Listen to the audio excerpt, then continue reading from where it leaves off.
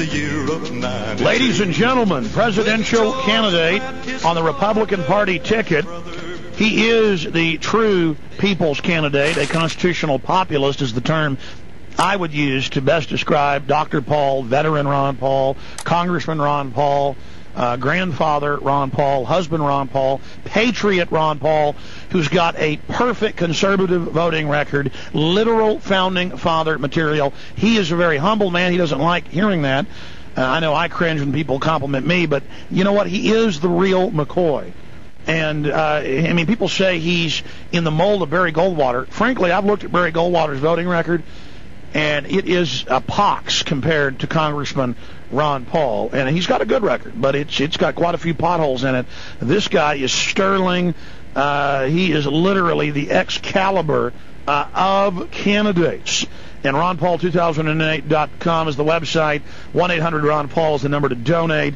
The Congressman joins us now for the rest of this hour, the next 25 minutes. Congressman, thank you for spending time with us. Thank you, Alex. Good to be with you. So much has happened. Just out of the gates, what is most important to Congressman Ron Paul and presidential candidate Ron Paul? Well, of course, the exciting thing is that the message has caught on. I think one of the more interesting things about who's responding, and it's the younger generation, which I think is good news for the country. It's the younger generation that is bearing the burden. They're starting to recognize what we're dumping on them, whether it's the war in the Middle East, whether it's our foreign policy, whether it's an entitlement system we can't pay for, or our financial system, the monetary system. The young people are starting to wake up.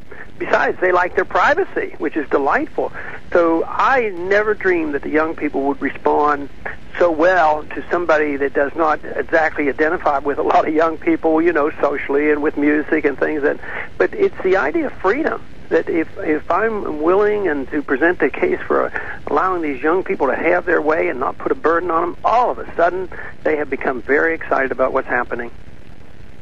I got to bring this up because I've probably gotten, 500, 600, emails, 50 calls on air. I mean, all I know is it's a lot. Faxes. Oh, we got to protect him. They're gonna Bobby Kennedy him. Ask him how we support him. Do we donate for bodyguards? And I go, I don't want to get the congressman on and bring something like this up. I go, he's a smart guy. He knows there's a risk, in everything you do. But obviously, the New World Order does not smile on people in the past who are actually making a run at their throat. I think if you do win the nomination, let's be honest, I think you are going to be in danger, sir. They would like you to address that.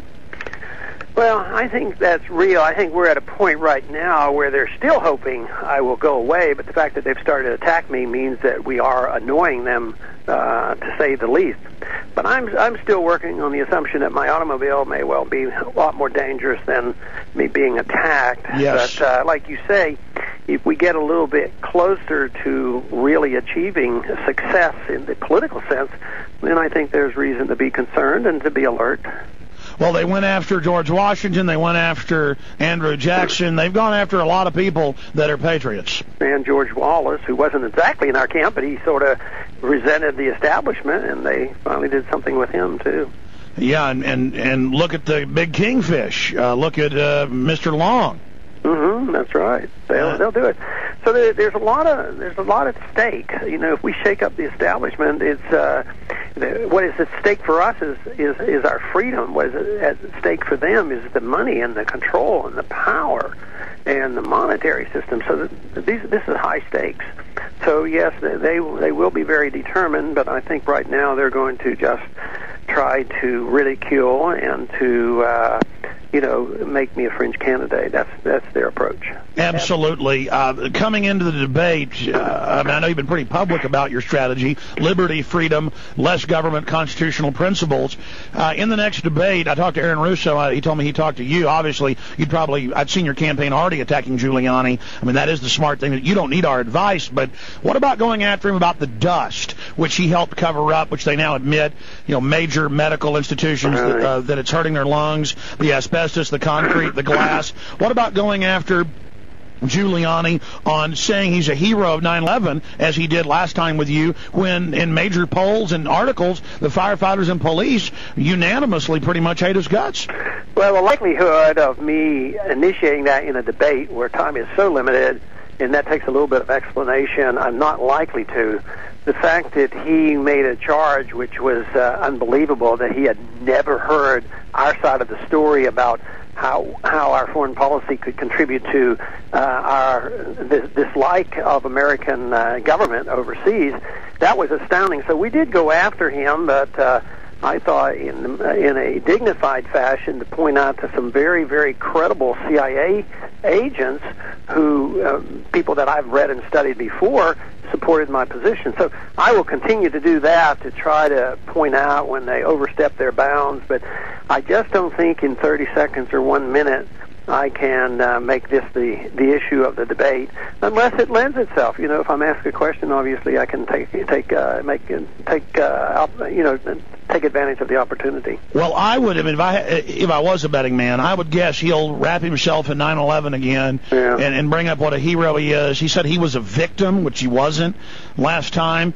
Just amazing stuff. I mean, I'm just saying, if he brings that up to say, hey, why are they all mad at you for covering up the dust? You knew about that. I mean, I think that's a winner.